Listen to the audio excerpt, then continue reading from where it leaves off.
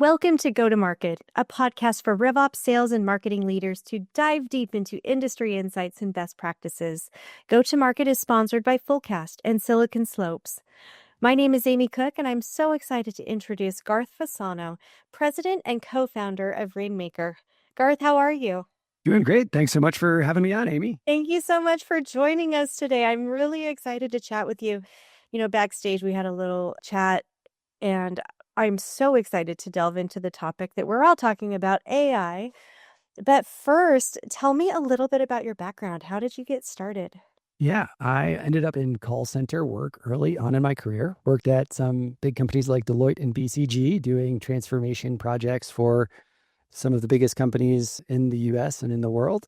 Sort of notable project was integrating 4,000 agents working for one business and 4,000 working for another post M&A. And so have a lot of experience seeing sales and service at scale.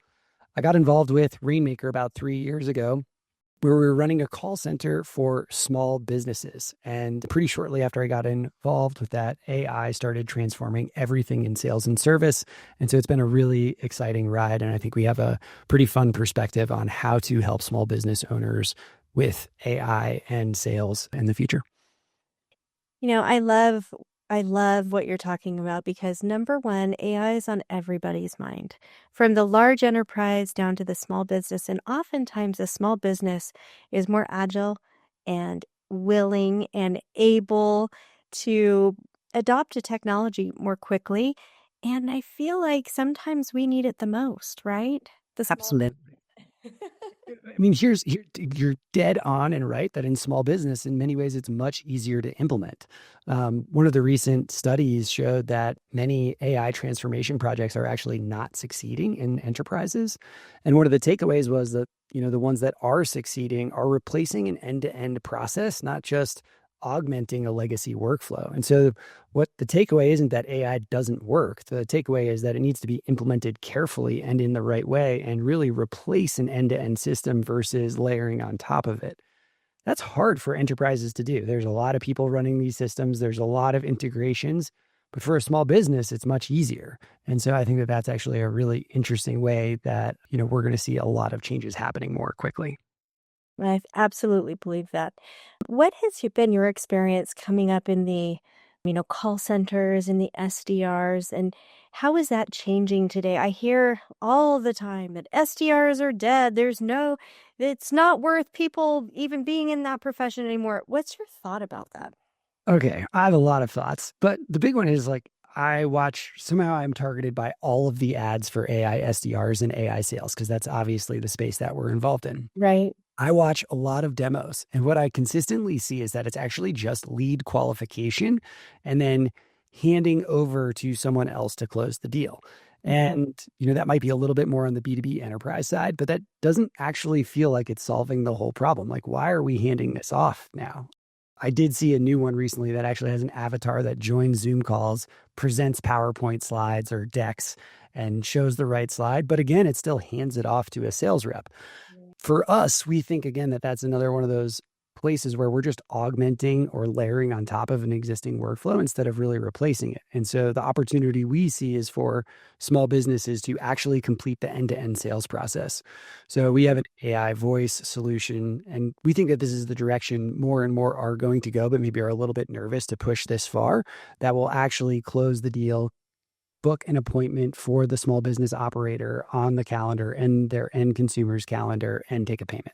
So we want to take it all the way from a lead to cash for a small business. And if we're able to do this in the small business space, there's no reason that this isn't going to happen at the enterprise level either. Let's talk about this, and let's also talk about price points. Yep. And then I also want to talk about, kind of like the traditional flow is, there's an inbound lead that comes in, and then there's also a lot of outbounding from the SDRs, right? They talk to somebody, either inbound or outbound, they qualify the lead, they pass it off to an outside sales representative, and they carry it all the way to the end, right? Yep. That's kind of our traditional flow. So what does your solution do? And walk me through each step. Absolutely. So our solution starts at when the lead is created. So either an And let's pick, like, we work with a lot of home services companies. Think like home cleaning, pest control, lawn care, so something like that. You fill out a lead form online, or you do an outbound phone call as a consumer to one of these businesses. Mhm. That's where our solution starts. So it either immediately pick up the inbound phone call, 100% answer rate, 24 hours a day, 7 days a week, 365 days a year, which no small business can really implement effectively in any other way. If it's a web form, it'll generate an outbound call. And then we will ask questions of the consumer, just like a really good discovery process that someone would do, like uncover pain points, understand their real reasons for, filling out a lead form or calling. Like, what do they really need? And what are the underlying issues that they're calling this business to resolve? It'll identify the right product or service to offer them, give them a quote, a bid, and handle talk offs. So things like, oh, that seems a little expensive. I need to talk it over with my spouse. We know how businesses want to handle this. We've done millions of B2C interactions. So we've used that data set to, you know, basically train our own LLM. And so that's what we'll be using to in the sort of communication back and forth. And then it will be able to take a payment through a payment processor integrations and put the appointment directly on the business's calendar. Wow. So, okay, so when you say, so is this all done through live chat or is it done through like a person talking? Voice and talking.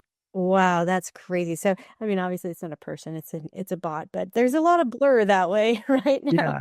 Yeah, they're almost indistinguishable at this point. We actually did have a client that got upset with us. And after sort of talking with her for a bit about it, she was like, I was just upset because it tricked me. Like, I couldn't tell that it was not a human.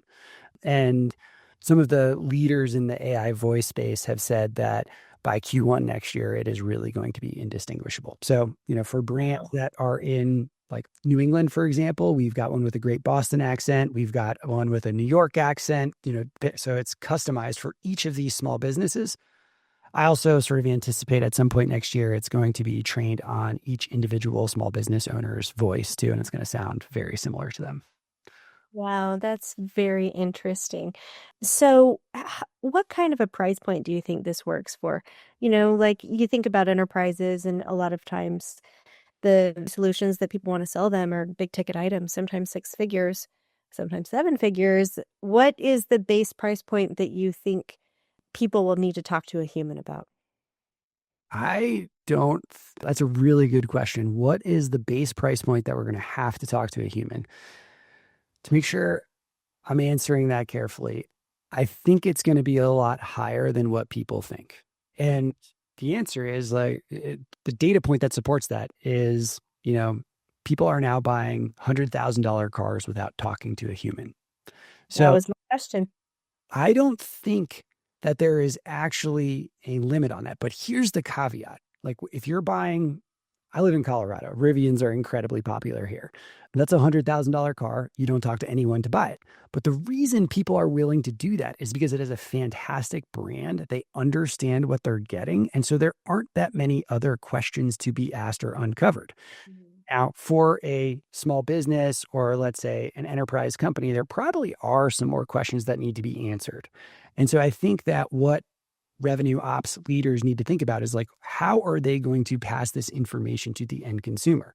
Are they going to provide more help articles, more information publicly available to help them answer this, or potentially free trials and easier on ramps?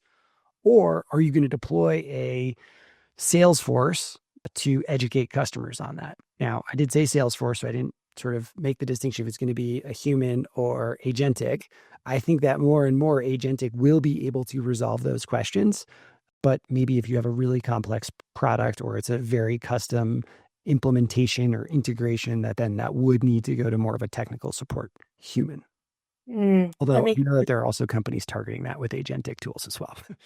Well, I find it fascinating because, like, as a consumer myself, I would love to be able to ask a robot all the questions I want. Nobody's gonna bug me and try to pressure me. Like, I think that that pressure is one of the things that keeps people from wanting to talk to a person, right? They want their questions answered, but they don't want to have anyone pushing them. Yep. So in a lot of ways, like the traditional sales methodology and the sales techniques don't work. People just want the inbound and they just want to be informed and they want to be empowered to make their own decisions, right? Would you agree with that? You're totally right, and you're hitting on something that I think is going to be really interesting in the future. So in the sort of legacy call center business selling B2C, the most common objection, guess what it is? It is I need to talk to my spouse or my partner or the other person in the household about that. What is really underneath that is price. This is too expensive. I can't afford it. And I'm embarrassed to say that. And I don't want to admit it to someone else. So the easiest way to get off the phone is to just say, I got to go talk to somebody else and sort of defer the ability to make that decision to a third party that's not available. Interesting. Great technique. But now, if we have an AI on the phone, sort of all bets are off. Imagine if the AI says, Hey, Amy, I'm just an AI. You can tell me anything you want. It doesn't matter. I'm just an AI. Like, we don't know what the sales tactics are that are going to be used in the future. And I don't think that that is something that is like underhanded or a sleazy sales tactic. It's actually like really helping a customer say, well, I don't like the price. This doesn't work for me. And so now we can really get to the root cause and maybe then have that negotiation versus not truly understanding what the customer's objection is. I totally agree with that. And I find it interesting that by talking with an AI and by being like transparent that way, that would alleviate the emotion behind it and make people a little bit more willing to engage, I think. I think you can also find, like in your call recordings, as you go back and analyze them, people will be a little bit more forthcoming when they're just talking to an AI, even if they know later on that their stuff's going to be analyzed. At least they're not being pressured on the phone right then, right? Absolutely. Absolutely. I think it's going to So be a that's really an yeah. It's yeah, exciting to yeah. see where this goes. Yeah. It So absolutely is. So what do you think in terms of like what kinds of businesses, like we've talked a lot about B2C, is B2B able to do this? Can you pull this off on B2B? absolutely. There's no reason that it can't work there. We have Mhm. initially targeted B2C because we just have so much sales data there. And to be honest, we think it's actually a larger pain point than in the B2B market. Now, obviously, there's a lot of businesses targeting the B2B space. We think it's a little bit more fun to bring maybe a full solution and target a less competed space. Um, Part of the reason we think it's so important, the value proposition is massive for small business owners, is today that they really only have a couple of options. They either chain their phone to them and they never have a moment of freedom. And one of the stories we got from a customer that, launched recently, he said, this is the best thing. I got to go to a baseball game. I got to take my wife to Vegas. I got to go enjoy life for the first time in 7 years. And you guys were selling for me. I didn't even have to look at my phone. Like, that is the unlock that it gives a small business owner that has been sort of trapped in that day-to-day fight Mhm. of running a small business. The other alternative is that you might get a virtual assistant or you nearshore outsource this. And, that's still only 40 hours a week. It doesn't cover holidays. It doesn't cover evenings. And, generally, if you're outsourcing it, you have to manage that person. You have to train that person. And you're generally only going to be able to get to lead qualification or appointment setting, not a full sale as well. That's just Mhm. what we've seen. And so small business owners really don't have good options today. None of them are attractive. And so this is a really compelling value proposition to them. It's affordable, it's a significantly lower cost than hiring somebody to do it.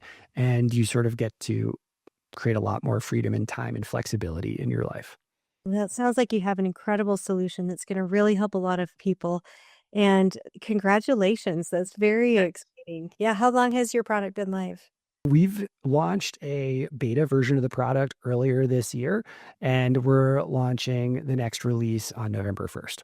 That's very cool. Congratulations. Thank you. Well, clearly at the top of your game in AI, it's fun to see how it's being applied in real business settings and to real people. What do you do to stay at the top of your game, Garth? That's a great question. Really easy answer for me. It's surrounding yourself with the right mentors and the right team. Like, the things I've talked about are not just my ideas, but we have an amazing team at Rainmaker from the CEO all the way down. And these are the ideas we talk about and we think about what is the future going to look like. And so we develop these, and this informs our product direction, our strategy, our marketing materials, and how we're thinking about the future with AI. There are a lot of questions that I think businesses are going to need to answer and have their own protocols for what's the right way to do sales. Like we talked about consultative sales and educational versus using really some of the tactics that we could to our advantage, which we think might be a little unfair. So we have a code of conduct on how we're going to do those kinds of things. Yeah, I absolutely believe that, and that is one of my main strategies for trying to stay in the game. Maybe I'm not at the top of my game, but I'm in the game, and so being close to other leaders is really exciting. So, anyway, well, thank you so much for joining us, Garth. It was such a pleasure. I'm so excited. I'm gonna go check out your Rainmaker right now, and thank you again. Thanks so much for having me, Amy. This was amazing.